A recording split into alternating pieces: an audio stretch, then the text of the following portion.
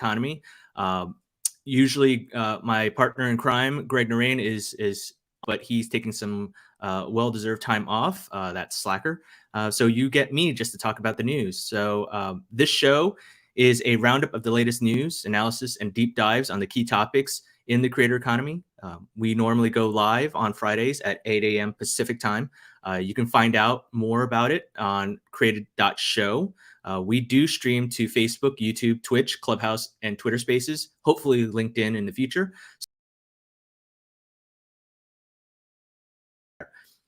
We also post longer form somehow and our notes from the show. And so you'll find all the links from today's episode on our website at createdeconomy.com. And while I have you, feel free to give us a like, follow, and chat with us on our social media.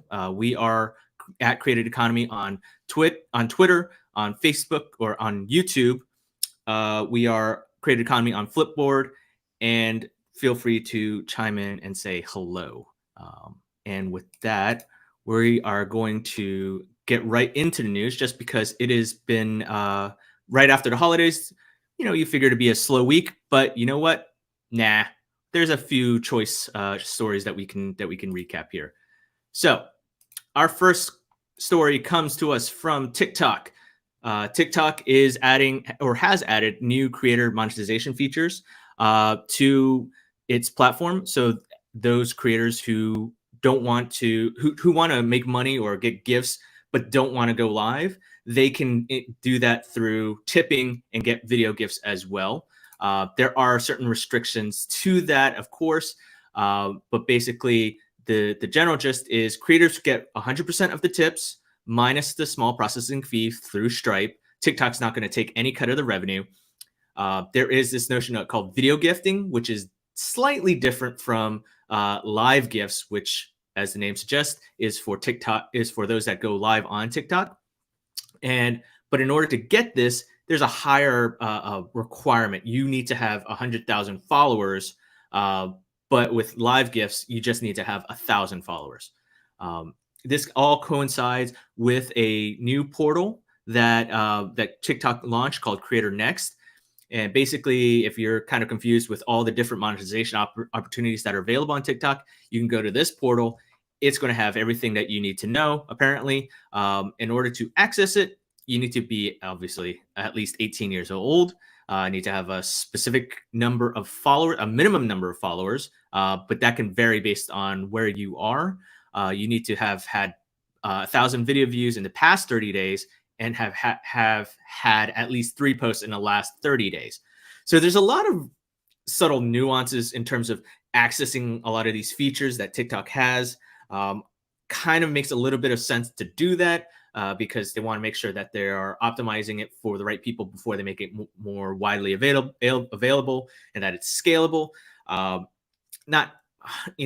think it's going to confuse a lot of people when it comes down to all these different features, whether it's like, oh, can I use live gifting, or do I use Diamond, or can I get access to this virtual gift called Diamond, or can I do tipping or this? But you kind of need a player's chart to really figure out what you can do and what you can't do. And it kind of wish that there would be something a lot simpler that these platforms can do to help you navigate the water. So you can just say, hey, I want to make money off of TikTok. I want to make money off of Facebook.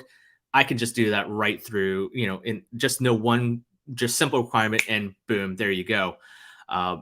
So other updates that are coming with TikTok, expanded access to the creator marketplace, which launched in 2019. Those that have at least, here we go with another requirement, at least 10,000 followers can sign up for it, and therefore gain access to opportunities to collaborate with brands. And TikTok says that more monetization features will be available, or are now available, to those in the US, UK, Germany, France, Italy, and Spain. So therefore, it's more widely available. So if you are a TikTok user, creator, and you want to make money, there you go. Give that a shot and see how it goes. Let me know how it works out. But the new features are more of a land grab for TikTok. You know, they are facing stiffer competition from Instagram and YouTube, and potentially maybe even if you count Twitter, with their creators' efforts, hopefully, which we will discuss later on in the show. All right, let's see. Speaking of which, Twitter. What do you mean we? Oh, hey, hello, Greg. Nice to see you. The voice of God here. Well, you know, it's like, Greg, I think the thing is, you know, I have multiple personalities, so I like this. You assume there's more people here that are talking in my head. So, you know, way to call me out on that, right? You know, you kind of also ruined my whole intro because I said you were taking some well-deserved time off, but Well, you know, Ken, it's 27 degrees, so we can't ski yet. wait, what is there's 27 degrees? There's a like, is that a minimum? Is it too hot to ski or is it too cold to ski? I don't know. I mean, we did like 15 runs yesterday, so I think we can wait a little while and still get it. Oh, well, since you're here, feel free to chime in on, you know, you might as well go and do a TikTok while you're at it, Greg. Add me in the space, Ken, so that they can get my audio. There you go. Just added you too. Cool. Yeah. I haven't. I think I've read all the articles, by the way, so I'll just chime in if I have anything interesting. Okay. Let me know if there's any feedback because I got two. I have my computer speakers on as well. Anyways, so not sure if people have heard, but Twitter has a new CEO. It's somewhat of a sudden move.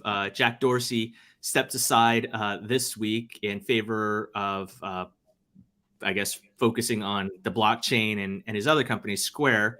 But in his stead, Twitter has hired or has promoted the chief financial officer, Parag Agrawal. My apologies for butchering his last name. And he's the one that's responsible for kind of really putting together Twitter's creator tools. And he's all, you know, with I believe with Blue Sky and believe Twitter Blue and everything like that. He's kind of been the person spearheading all of those initiatives and those acquisitions. And so he's the one that's in charge now. And so I think there's this article from the Information called, the headline is "The Creator Challenges Facing Twitter's New CEO." And it's more of an analysis piece here where you're looking at, you know, now that Jack Dorsey's under Jack Dorsey's tenure, just been a lot of criticism being levied at the company in terms of the sluggish product roadmap that it's been taking in terms of announcements and developments. And kind of only recently we started seeing some innovations in Twitter or some movement at Twitter, you know, with acquisitions of Review, launching Twitter Spaces, which those that are listening to are on now. So hello to everybody there. Tipping, super follows, Twitter Blue, Blue Sky, a lot of these other efforts. And also there's been rumblings about potentially doing, you know, an NFT marketplace to kind of really sort of rival OpenSea of sorts. And so this is kind of, you know, what's going to happen now under Agrawal.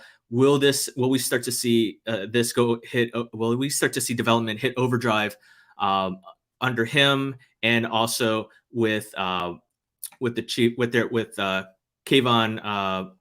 Bekyapor, the chief product or the product lead over at Twitter. My bet is, I think they're kind of, with Twitter, they're kind of all in right now. They've kind of made this concerted effort. So to have them pull back on that, to pull back on those type of innovations would be kind of detrimental to Twitter.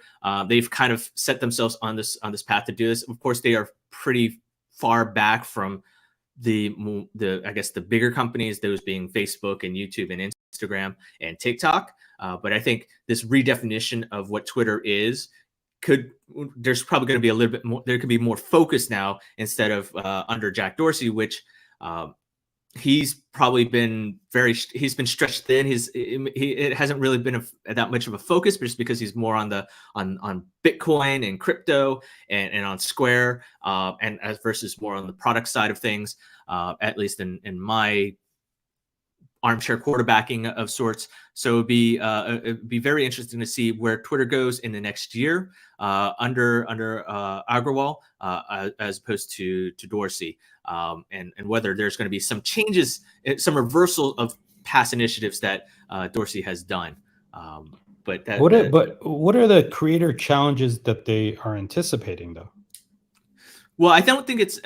I think it's probably because it's if you're trying to build a lot of these tools for the creator space, right? I mean, you've gone in with review, you've gone in with Twitter Spaces. You know, they're funding creators. It doesn't seem from like a 35,000 foot view, it doesn't seem like everybody like Twitter is kind of like all in, like as opposed to Facebook and Snap and TikTok and everything like that. I mean, those platforms are, you kind of think those are where creators should be as opposed to Twitter. But you start to see some movement at Twitter with reviews, Spaces, Twitter Blue, and those type of things, right? And I wonder under Agrawal now, without the, I guess, the distractions that Dorsey may have, and that's me again, pie in the sky. I'm assuming yes, there are some distractions that kind of like aren't really allowing him to focus.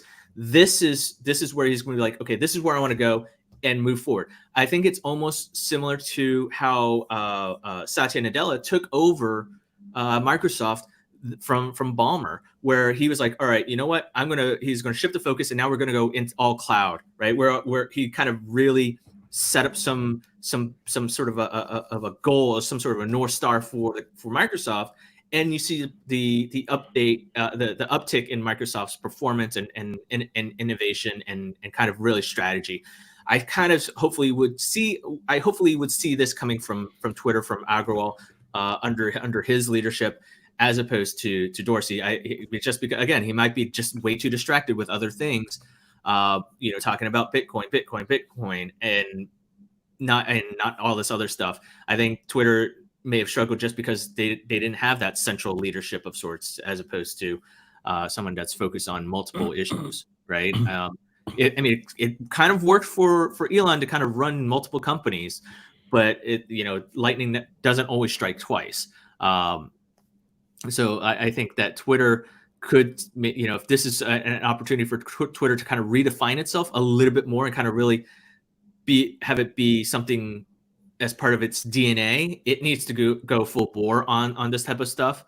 And it could still do blockchain and decentralized stuff with the NFTs and everything like that, because it's all part and parcel, with the creator space. But it needs to have somebody to kind of really look at the big picture, like, okay, this is what we're going to do. Let's bring some focus to it and move forward with it.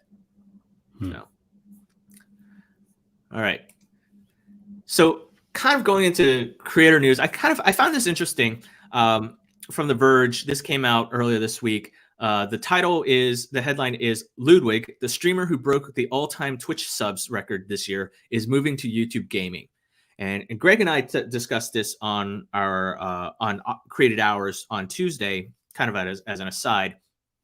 And the point here is that there's a streamer on Twitch, Ludwig Argren, and he's a gamer. But what he's known for is that he did a month-long, I guess they're calling it subathon. Just how can you break the record for how many subscribers you can get in a month? He topped out at 283,066 subscribers in that month. And that's an all-time record on Twitch. It beat Ninja. And, he's now taking his ball and going to YouTube gaming as an exclusive deal. This is it's a big deal. I mean, he's in a sense abandoning, quote unquote, in my words, 3.1 million followers on Twitch, and he's going to YouTube gaming. It's not as bad of a hit. He already had about like 2.1 million subscribers on YouTube, which is not too bad. Many of them are probably overlapping between Twitch and YouTube. But I mean, this is it's I kind of wonder what's in the water to see Twitch, who's kind of been this giant in the live streaming space for so long kind of start to lose some of its big streamers and creators who are going to YouTube gaming and so on and so forth, right? I mean, I think it was Ninja who left Twitch to go to Mixer, which is a Microsoft play of Twitch, but Mixer shut down. So, and then I think Ninja went over to YouTube as well, I believe. I'm not 100% sure, but he went off to somewhere else. But you start to see a lot more of these streamers leaving, and you're wondering like what's going on. And here's some other folks like Ben, Dr. Lupo, and Tim the Tatman Betters also left Twitch this year and have gone to YouTube gaming. So I wonder if, when you look at the differences between Twitch and YouTube gaming, I think people can think like, oh, Twitch is super, super up there. But I mean, based on this, is kind of suggests that YouTube gaming may have some fuel to it to kind of really help it propel and maybe rival or overtake Twitch at some point in time in the near future. So, I think the thing for me though, it's like I kind of would maybe be more persuaded to go onto YouTube gaming as opposed to Twitch, just because I already have a YouTube account and I might be on it more times than I rarely go on Twitch as it is. But then again, I'm not a gamer anyways. So that's always something to consider. Like Greg, if you are you kind of cross over. You also watch a lot of YouTube. You watch a lot of Twitch. I mean, do you kind of, where do you see yourself on this? My guess is that there's a couple of factors probably driving people or to consider the other platforms, right? Like one is there's some of these, I think the economics are better in Facebook and YouTube than they are in Twitch. Twitch is like a 50% kind of place. Now, others have said you can negotiate down probably to 30%. I'm assuming like someone like Ludwig could do that, right? Mm-hmm. But maybe that same opportunity exists then to make the other platforms lower, right? So I think that there's some like the economics I think are at play here. There's a lot more of these sort of, what are those programs called? The grants and the funds, et cetera, like which are also paying people for other behavior. So there's some opportunity there. But so I saw this guy from Alpha Gaming, Harris Heller. He mentioned this thing the other day on one of his videos about just sort of like how much you have to stream on Twitch to be relevant. Mm-hmm. And I think I think there's like one aspect I think is just discoverability. YouTube discoverability is way, way better, right? Mm-hmm. Like than Twitch, I believe, right? Like YouTube is just, for better or worse, known for like making sure you see lots of other content, right? Well, this is interesting because actually, as you're talking, this just hit Tech Meme, pseudo breaking news. Ludwig has been banned from YouTube. What, permanently or? He's been suspended. Right, he's been suspended, and there's speculation that it's because of a DMCA strike. So I'm just literally looking at it now on our show on here. But so he signed a deal with YouTube, right? Yeah, he signed a deal with YouTube. So according here, it's like according to this article from Erto, and I'm probably pronouncing that wrong. While Ludwig's first stream went swimmingly, so he's already on YouTube, YouTube gaming, the ever-rising star appears to have hit a roadblock less than 72 hours into his big swap. Midway through his December 2nd broadcast, Argon was slapped with a YouTube suspension due to, quote, policy violations, end quote, from one of his first streams. So his channel's still up, but he can no longer go live. Of course, he joked about it in a tweet. He's like, you could say the Twitch has been going well, right? So, and so he has, this is pretty fascinating. It's like he has more than 20,000 fans were watching him live when he went before he got blindsided by this ban. And it was his first stream was watched by more than 680,000 viewers and he just gained 80,000 new subscribers since he joined. It's interesting because I thought like fair use covers sort of why. So it says here that the reason he was banned was the moment he was watching other YouTube videos, reacting to streamer news, and interacting with his fans and chatters. So, Yeah. huh. Well, yeah, I think. Okay, so the stars. Here we Oh, go. The he played stars. some music, Yeah. some Baby Shark videos. Baby Yeah. Shark did it. That's hilarious. He was outed. He was down. I think that's like a Baby Shark type of phenomenon, right? He's like, you just got Baby Shark, and then that basically is a DMCA ban. I think that should be a thing moving forward. Wow, that is hilarious. Well, these mechanics aside, I guess though, I still think discoverability, economics, and I think the amount of work you have to do to be successful are Yeah. probably still all meaningful things.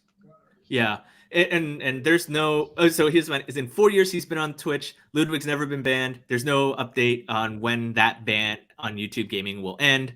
So, but again, his channel's still up. He just can't go live, and I think going live is the bread and butter for a lot of streamers. He may need to like take the audio or the video or clip the video basically now. Yeah, something like that.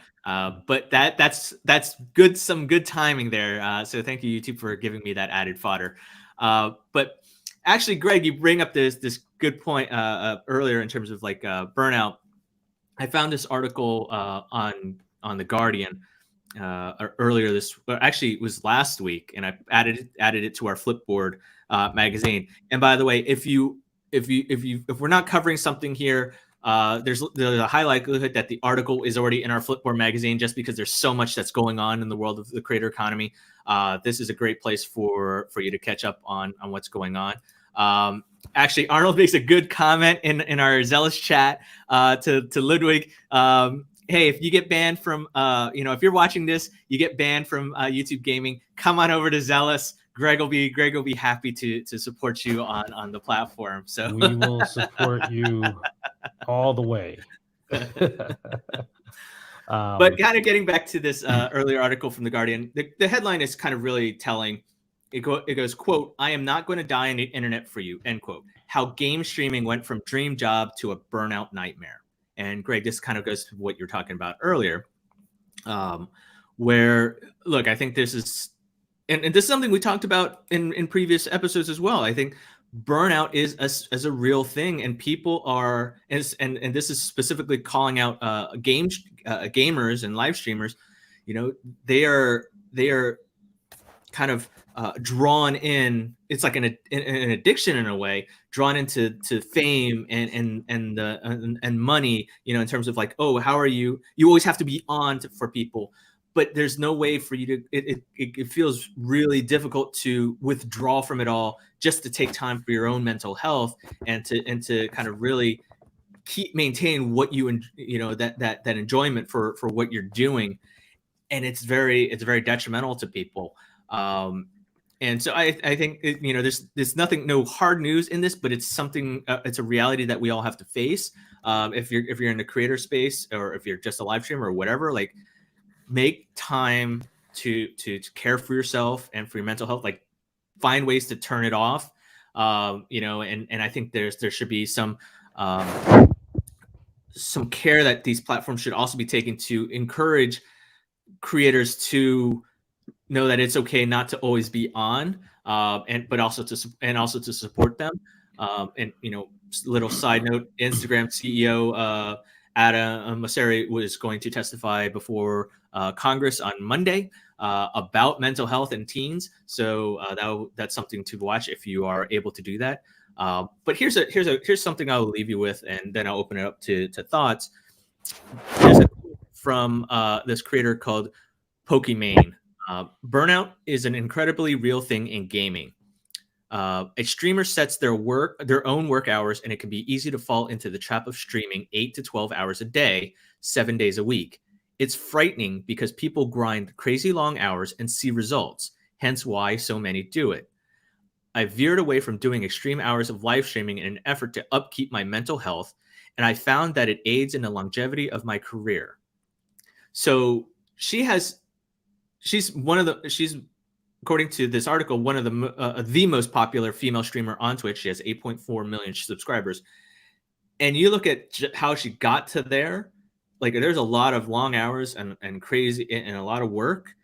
And she realizes this is not something she can do in the long term. And so now she's taking a much shorter approach, kind of like abbreviated live streams, and takes at least a day off to kind of really to decompress and spend time with family and loved ones. So those that are listening, those that are watching, please do take care of yourselves, and focus on your mental health. That is first and foremost. So, all right. So here's a fun thing that kind of came to mind, and I'm kind of excited to see where this goes. LinkedIn, most people don't necessarily associate LinkedIn with the creator economy, but it's actually coming up to be a good thing, especially if you're targeting professionals. LinkedIn announced the first cohort for its Creator Accelerator program. This happened in September. They announced, it was in September. They said LinkedIn said it was going to invest $25 million in creators, and as part of that, it's set up this Creator Accelerator / incubator type of thing. It would bring on 100 U.S. creators to support, and it just announced them, all 100. There's a bunch of them that are folks from that are in diversity, focused on diversity. There's a focus on equity, inclusion, cryptocurrency, sustainability, entrepreneurship, and much more. I'm afraid to say that I kind of don't really recognize a bunch of these names, but that's okay. Looking forward to knowing more about them in the future. The one that I do know kind of is related to tech is Yiying Liu. She is an amazing graphic designer, artist. She is the one that designed Twitter's fail whale icon and a bunch of other things, a bunch of emojis for for our mobile apps and everything like that, especially like the dumpling emoji. I mean, if you're a fan of that, she designed it, and a bunch more. I profiled her for VentureBeat in the past. But you can see on this LinkedIn article here that there's all 100 that they have here. And so this is a 10-week program that LinkedIn will support these creators, offering them advice, networking, coaching, and additional opportunities to be featured on LinkedIn channels. And they're going to be given $15,000 in grants to help them build their communities, share their content, and also to have conversations. I'm kind of looking forward to knowing more about this, and hopefully we'll be able to get someone from LinkedIn on the show to kind of really dive deeper into how the company, how the platform sees the professional creator as opposed to the B2C type of creator, and seeing how this changes the creator economy landscape.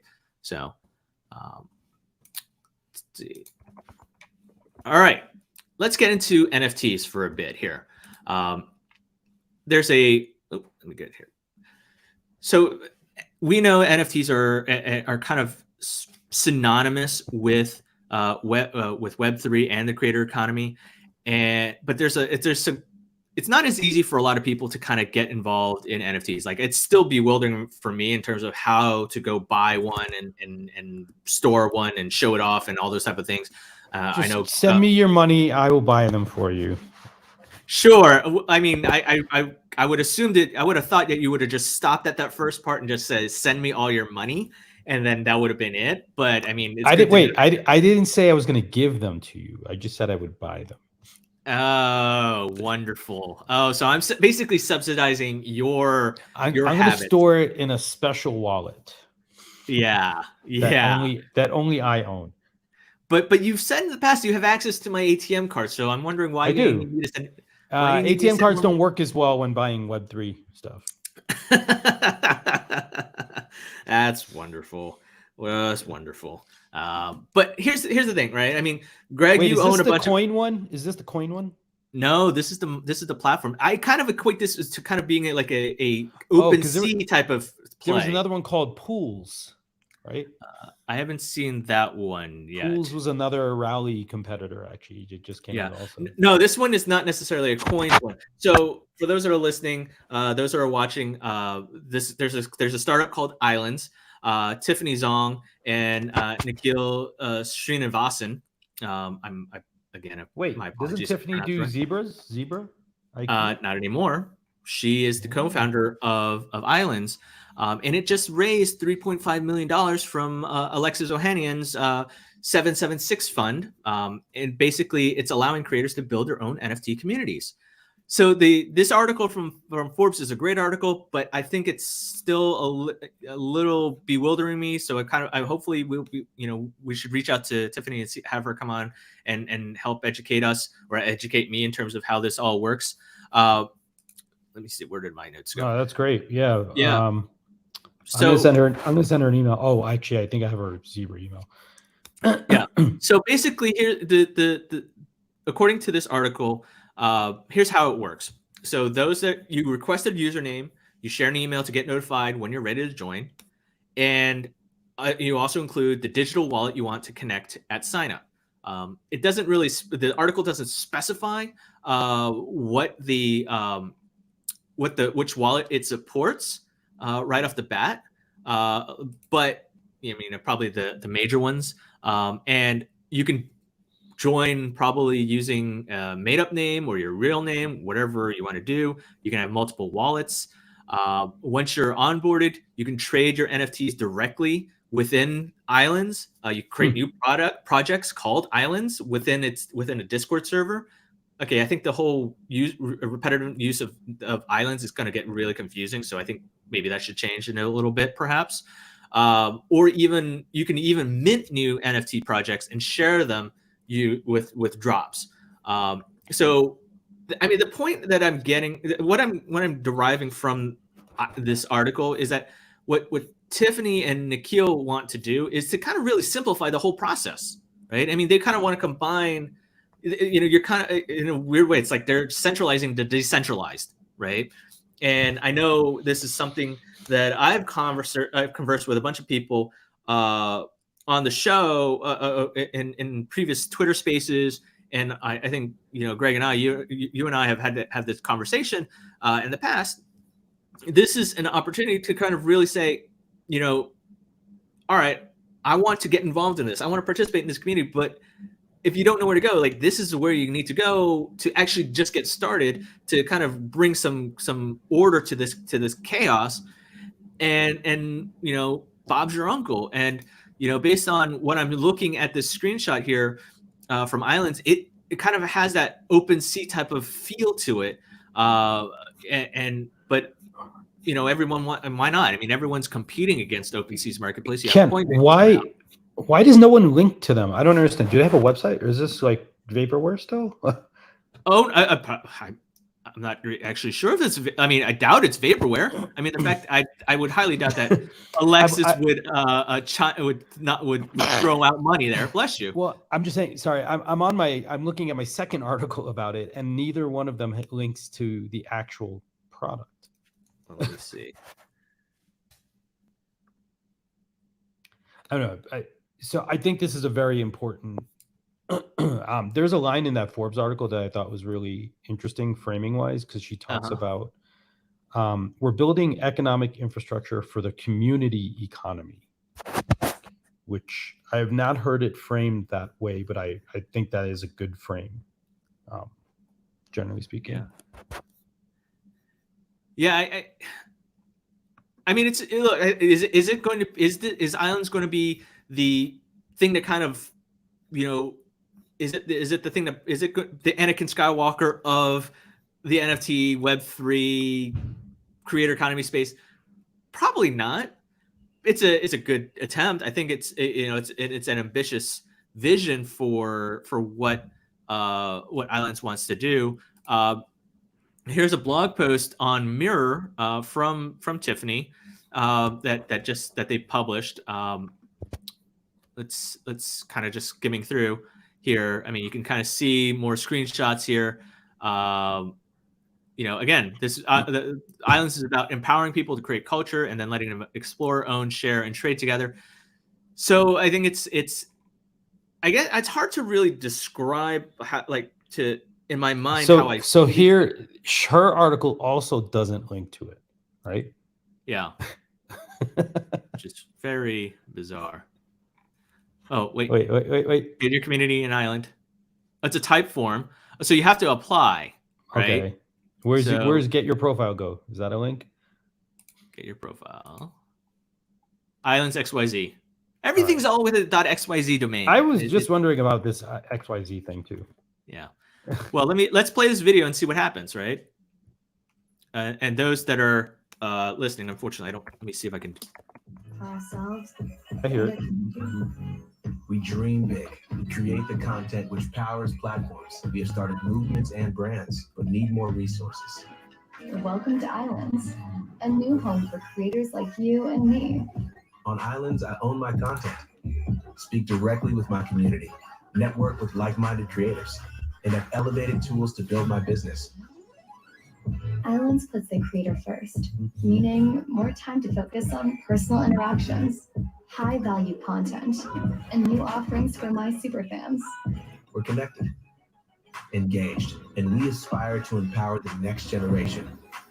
Together, we're building a better home for creators. Your community is waiting. Hop on Islands.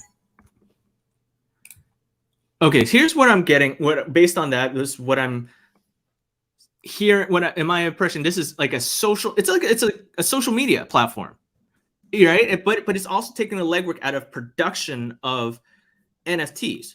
Like, so I can go off and create an NFT. You know, it's actually the actual production and minting of that NFT. I would imagine this is what Islands can do. Plus, is allowing you to display it. So therefore, it's that OpenSea type of play, right? But it's that engagement for creators who want to interact with their fans. So, you know, Greg, say you do an NFT, you do a whole NFTs around AMAs or around shoes or watches or whatever. Like, I as a fan can go there to interact with you, you know, talk about NFTs or buy your NFTs. And it's almost like it's a central place for that decentralized asset, if you will. So I think it's that Web 2.5 approach rather, as opposed to just full on Web 3. You know, there's a lot of I think that they're being purposefully ambiguous in terms of how you can and what Islands can do. They certainly have a vision, but I think right now they're just keeping it very high level and vague to a certain degree until you get in, and then you start to play around, and then you start to realize the potential for this. But hopefully they're able to tap what Tiffany and Nikhil and the team will be able to do is to really unlock the potential for NFTs besides it just being this great digital piece of art. So, but well, I mean, I think it's interesting. I'm kind of, as a consumer, I'm like, you know, it feels like I have to belong to too many of these places now, right? Like, you've got Discord, you've got now Islands, you've got mirrors, and you've got you know, Discords all over the place. I'd be curious to hear Arnold's thoughts on this, actually, because, you know, I think, like, it seems that the winner here is who's going to create the biggest network of communities, maybe, you know, or is it a, you know, like when we think about Zealous, we think about it like in a multi-tenant point of view. So we don't think of ourselves like as a network. Like, you don't come here to find other creators. Like, you're here for the creator you're here for, right? Yeah. If you go to Islands, is that, I don't know how it's set up. Like, is it like a horizontal thing where everyone's in the same place, and then, you know, I'm like spending time in different communities inside of it, and you know what I'm saying? Like, it's almost, like, but that's the folly. Well, I don't necessarily it's the folly. I think it's a reality of Web 3, right? Because Web 3 is very decentralized. Like, if you want to, based on everything you're talking about, that's almost like, hey, you want traditional web, Web 2, Web 1, whatever you want to call it. That's you want a one-stop shop. With Web 3, you're almost like you're doing what Toyota has. You know, you want to do like a kiretsu kind of thing, right? You kind of like you're working collaboration with different other services. So you you have your blog post, so you go, and it's not too far-fetched from what you have now, because you can do a blog post on Medium, you can have your community on Facebook, and so on and so forth. But you mint something here, you put it on OpenSea, you blog on Mirror, you do this on Ghost, you do this on you have your different wallet, you have your Rally, so you're kind of all over the place. I don't, so it's like, but you almost need to have like this a stack, if you will, right? And it's like, is that, then you start to become little oligopolies type of a play, and how does that factor in the long term, versus monopolies where all your data is on Facebook, all your data is on YouTube or Twitch or owned by Google, or on Twitter or whatever, right? I mean, I think that's something that people have to consider if they're going to go build on these platforms or are going to use these platforms. So we have 15 minutes. I got a couple of other things to go through here. Kind of, again, nothing significant that I can say about this particular article, but I thought it was very noteworthy just in terms of the timing. This headline came out. This actually happened right before the Thanksgiving holiday, and Royal, which is a NFT music rights startup, they raised $55 million from Andreessen Horowitz's crypto arm, and it's kind of the thing that's notable is that this comes 3 months after it last raised 16 million. 3 months. So that's pretty fascinating for that. Its seed round was 16 million from Founders Fund and Paradigm, which we talked about in our last Creative Briefs show, which also raised a massive $2.5 billion fund, I believe. But now, Royal has raised $55 million. Basically, Royal works with musicians and artists, and helps fans buy NFTs of that collective of a piece of music or art, and so they kind of can claim ownership from those artists, and so very much how you would imagine, like, if you buy out a Bored Ape Yacht Club, JPEG, or a crypto corgi or whatever, those things can appraise in value. Very similar to this, like you can buy, like the CEO, I believe, Justin Blau, sold a bunch of his NFTs through his platform, through Royal, and giving away 50% of the streaming rights to his latest song. And it garnered more than $600,000 worth of secondary sales for those tokens. And so the single's technically worth more than $6 million, which is absolutely fascinating and shocking to see something valued so high. But it's something, again, I just wanted to point that out. Like, I think music and NFTs are going to be a big thing in the future. Greg, I know on Tuesday's show on Created Hours, you highlighted this article from Martin from Garden.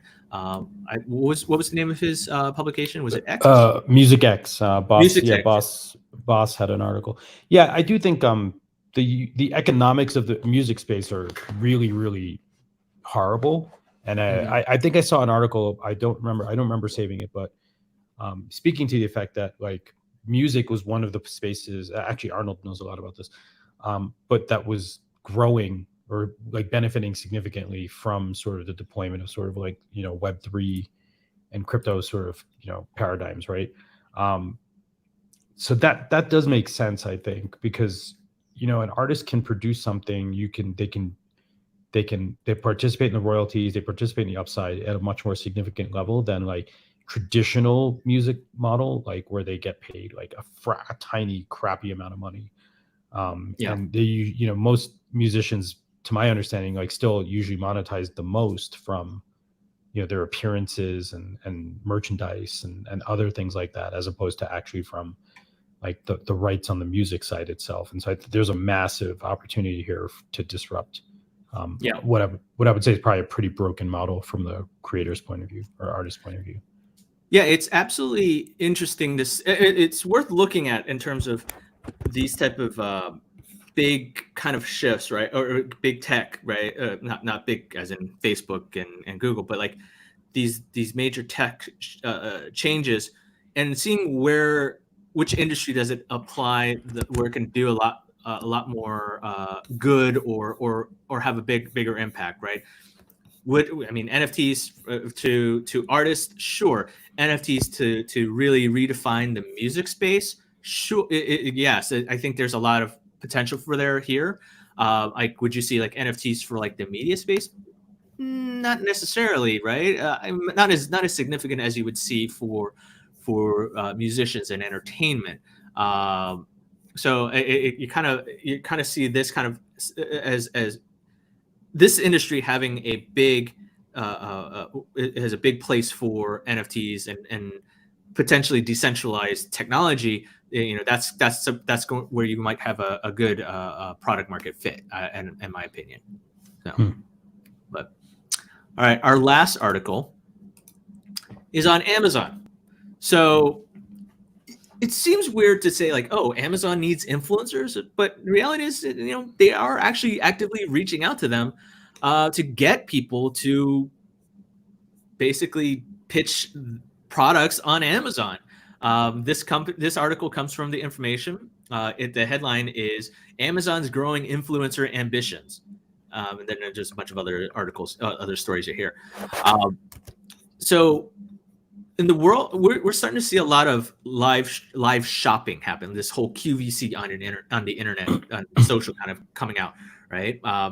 Whether it's Pinterest, whether it's on TikTok or Instagram or YouTube or whatever. Amazon kind of wants in, but they're not necessarily going to set up their own platform, so to speak. I mean, they already have Twitch, so you could still go do live shopping on there. I think the sky's the limit there. But what Amazon's doing is saying, hey, they're reaching out to influencers and creators to say, hey, do you want to, we see selling products or pitching products. Would you be interested in an Amazon storefront? And those that are eligible can do so, or can take advantage of it. So, but in order to do that, you need to have a public YouTube, Facebook, or Instagram account. It's going to be vetted by Amazon to make sure, based on how many people follow you, how many people interact with your channel and your videos, and if you get accepted, you get this nice little virtual property where you can have where you can take advantage of customizable shoppable lists, and along with photos and videos of Amazon products. You can take commission. Of course, that's going to vary based on the sales. And look, I think it's like Amazon doesn't need to really go out there and say, hey, check out these products for this, because Amazon has like a bajillion items available, and they can't really cater it towards everyone. So they're going to bring on those that are like, hey, we want to help sell you stuff on the latest thing on fashion, latest stuff on tech, latest stuff on wearables or cars or whatever. And you want a place to go buy it, go on Amazon and make some, and creators can make some money off of it. So it's in a way, it's like a win-win type of situation for creators and for Amazon. And I think majority of the time when you look at people who are pitching products for sale, the likelihood is that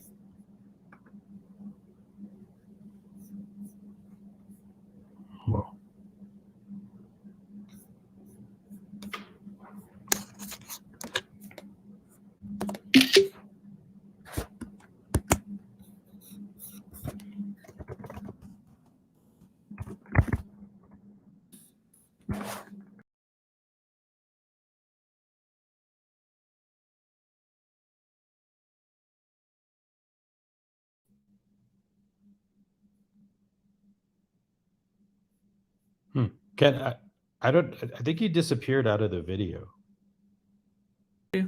I'm still here. Oh, okay. Now I see you. Yeah.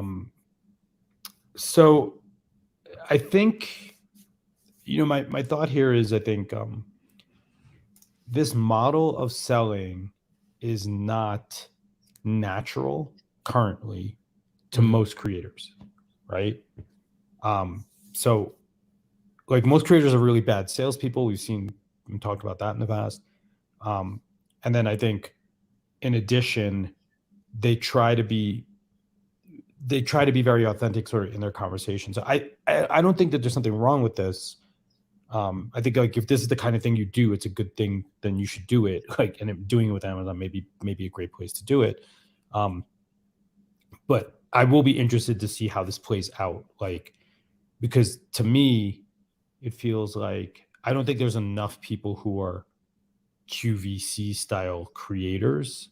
And so the question is like, how much of the market can you upvert from being a normal creator who doesn't or has been bashful about selling things to sort of like getting them to do this, especially with any regularity, right? Like, obviously like Black Friday, some of these holidays, Valentine's Day, maybe like, people may be like, hey, I'm going to talk about some of the things, that I recommend because I already talk about gear, right? Or we already talk about, 20 gifts to get your creator friends, right? Like whatever, we could have done that, right?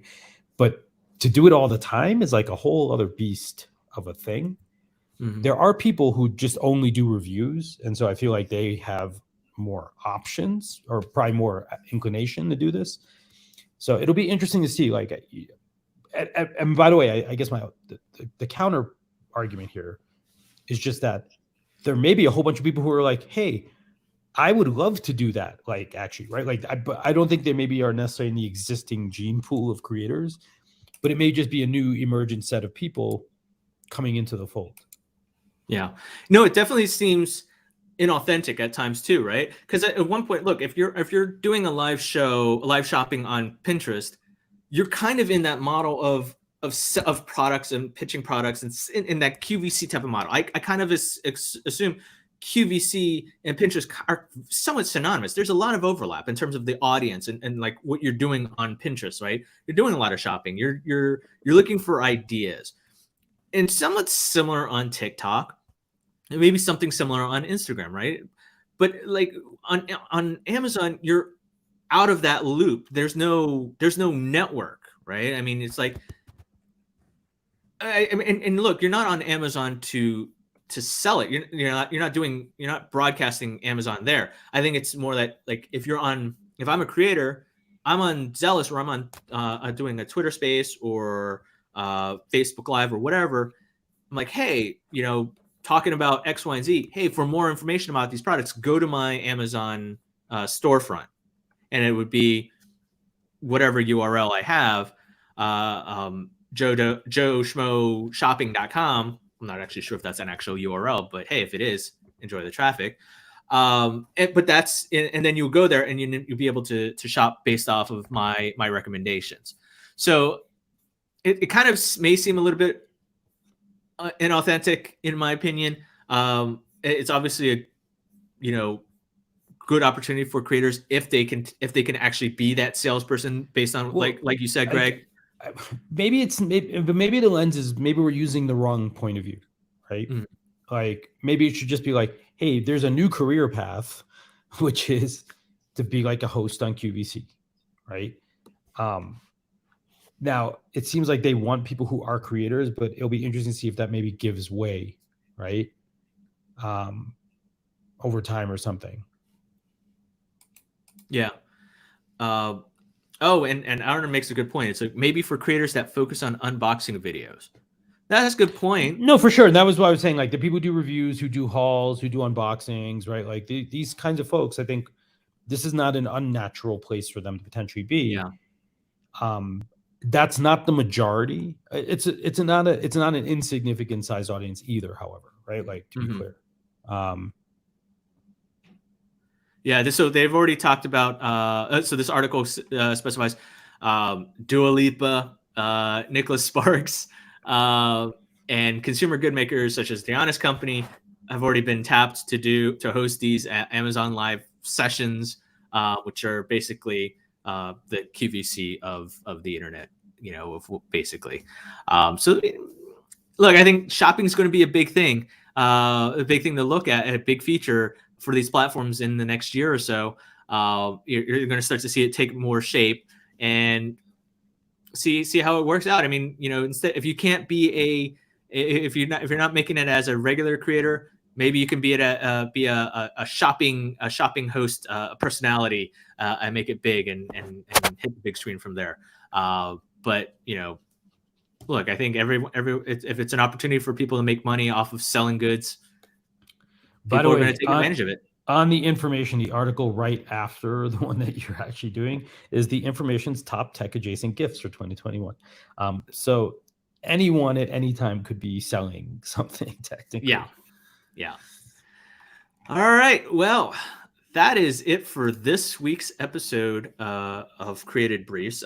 Thanks everyone for tuning in and watching. Thanks for those that joined us briefly or as long as you could on our Twitter Spaces. Tune in every Friday for another episode where we recap the week's top creator economy news.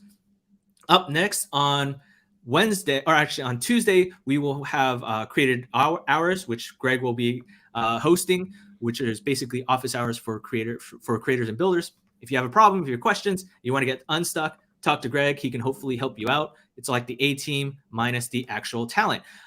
Then you have on Wednesday, we have our weekly Q&A show called Created Economy. That's our flagship episode.